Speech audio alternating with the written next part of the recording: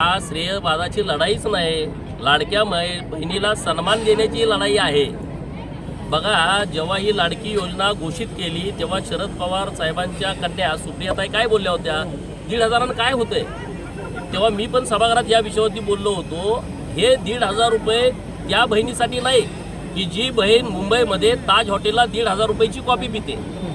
ही लाडकी बहीण योजना त्या बहिणीसाठी नाही की जे समुद्राच्या कडेला नरिमन पॉईंटला जे ट्रायडंट हॉटेल आहे तिथं 1,000 रुपयाचा चहा पिते।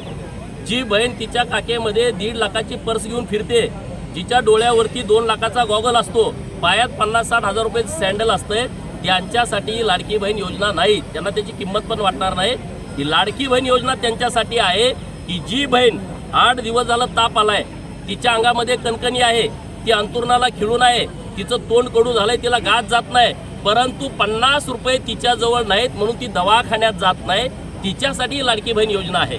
हे पोरगं शाळेत आल्यानंतर रडत रडत आई आई मला 10 रुपये आईस्क्रीमला दे, 5 रुपये चॉकलेटला दे, तेव्हा ती तिच्या पर्समध्ये बघते किंवा तिच्या पदरामध्ये बघते की तिला 5 रुपये द्यायला आहेत का नाही, पण तिच्याकडे 5 रुपये नसतात, तेव्हा तिचे डोळे पाणावतात, तिच्या डोळ्यातून अश्रू येतात की मी माझ्या पोराला 5 रुपये देऊ शकत नाही।